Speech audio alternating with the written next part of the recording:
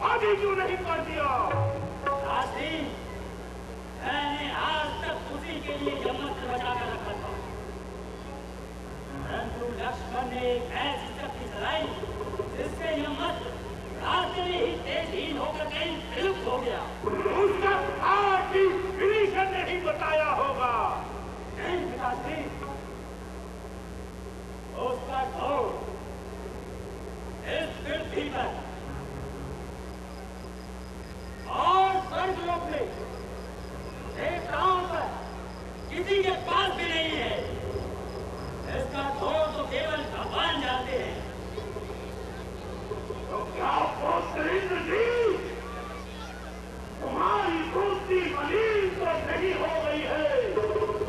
क्या तुम उन परवासी और को भगवान को हार मानने लगे हो?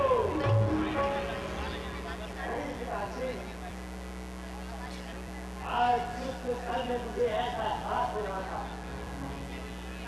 दोनों सोच में तुम्हारा कोई साधारण मान नहीं। अब तू ऐसा था रास्ता है, तुम लक्ष्मण के कान में भयभीत हो चुके हो। क्या उसके कान में तुम्हें इसका भाव दिया है तो तुम ऐसी बहकी बातें कर रहे हो? जाओ, जाकर महलों में आराम करो।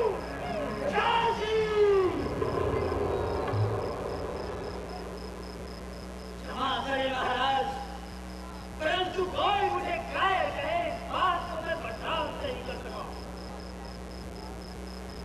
और जहां तक प्रश्न युद्ध का है, इंद्रजीत ने युद्ध आरंभ कर दिया है। साधारण मानव नहीं, अभी तुम अवतार है। शास्त्री, अब भी समय है, सीता का मोह त्याग कर राम की शरण में चले जाएं। इंद्रजीत, तू क्या चाहता है? जब मैंने अपना यज्ञ तीनों लोगों में अपने हाथों से फैलाया है, क्या मैं उसे धूल में मिला दूं? अपने प्राणों की रक्षा के लिए मैं उन वनवासी छोटों के पैरों में जाकर देखता हूं। ये पैरों वाली बात है इंद्रजीत, तुम हमें मत समझाओ। रावण का जो कर्तव्य है वह उसे स्वयं ही चुका देगा। जाओ, जाकर तुम महलों में आराम करो। मुझे तुम जैसे पुत्र की नहीं जरूरत है। क्षमा करें महाराज, इंद्रजीत का मार्ग सिद्ध हो चुका है और उसने युद्ध प्रारंभ कर दिया है।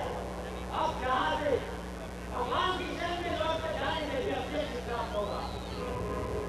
इसलिए इंद्रजीत युद्ध में भागे हुए गाय की शरण जाने का ठीक नहीं जाएगा।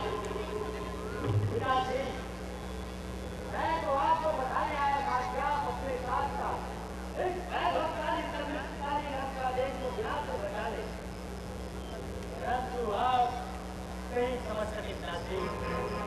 आज युद्ध स्थल में मेरा अनुभव ये रहा कि मैंने लक्ष्मण पर 3 अमोघ शक्तियों का प्रयोग किया।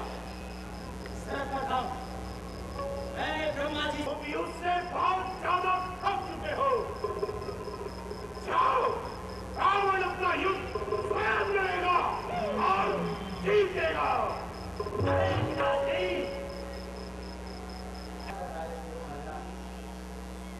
तो पुत्र के लिए केवल एक ही क्षण का मार्ग, अपने पिता की रक्षा के लिए अपने प्राणों का जान कर अपनी मुक्ति का भी परिश्रम करना।